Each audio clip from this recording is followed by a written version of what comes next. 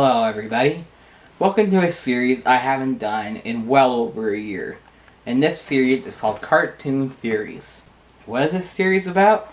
Well, basically I just sit here and read cartoon themed creepypastas showing a dark twisted side of our beloved favorite cartoons. And today's is no exception. For today I am covering the Family Guy theory. So sit back and relax and grab yourself a cold beverage. This one's gonna be good. Have you ever wondered how the entire Griffin family has been able to get into all sorts of hijinks, right from paranormal to societal, without there being any repercussions? Well, the answer is very simple. The entire plot is within Peter's mind. It all started with Meg. Rather than being a big, unattractive, unpleasant girl that everyone in the show makes her out to be, she was a very beautiful and very popular teenage girl at the prime of her life in high school. And she was also very caring for her poor younger brother, Chris. Chris didn't get enough oxygen when he was born, thus resulting in his mental retardation throughout his life. Meg had a special bond and love for Chris, and could not stand the fact that Chris could not receive the attention and love that she had received from everyone, including their parents. As a result, one night Meg took her younger brother to a party. However, after heavy drinking on Meg's part and a panic attack on Chris's part, Meg decided to take her brother home.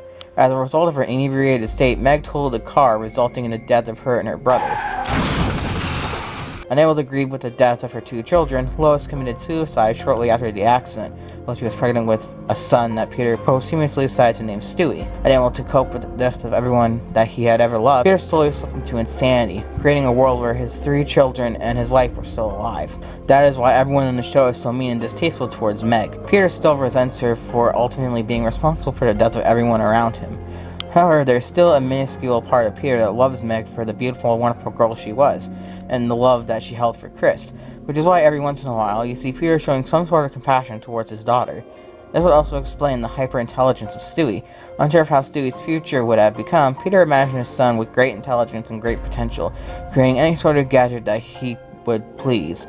However, his resentment towards Lois also built up in his image of Stewie, angry at her for taking away their still unborn child, which would explain why Stewie constantly plans for his mother's death, which would explain why Stewie never seems to age. As for Peter's extreme stupidity, he wasn't like that in real life. Peter was actually a very intelligent man. However, feeling like he had not met the standards of his role as a father and a husband, and able to protect his children and his wife, Peter and himself has turned himself into the complete idiot that he perceives himself to be. However, he has created a different personality to express the intelligent man that he had always been in the form of the family dog, Brian.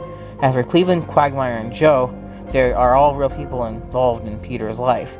Cleveland and Quagmire did live in the same neighborhood as Peter. Their appearances in the show represent the times that they visited their old friend Peter in the mental hospital, in an attempt to humor him in his insanity-induced world.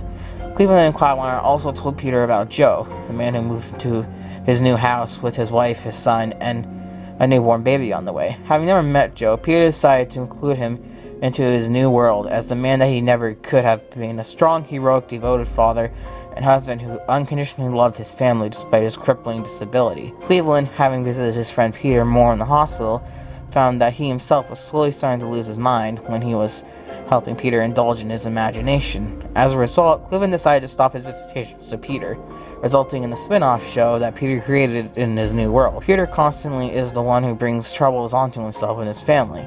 However, in the end of it all, he knows that his whole family is safe and that he loved each and every member unconditionally. And that is really all that Peter Griffin ever wanted. Well, that was a scary one, wasn't it? Hope you enjoyed this video, as there will be many more of these coming soon. This was posted on Reddit by a Reddit user named bblank0308. And I'll leave the link in the description down below if you guys want to check it out. Now I gotta go edit this and finish off my drink. Have a good one, guys.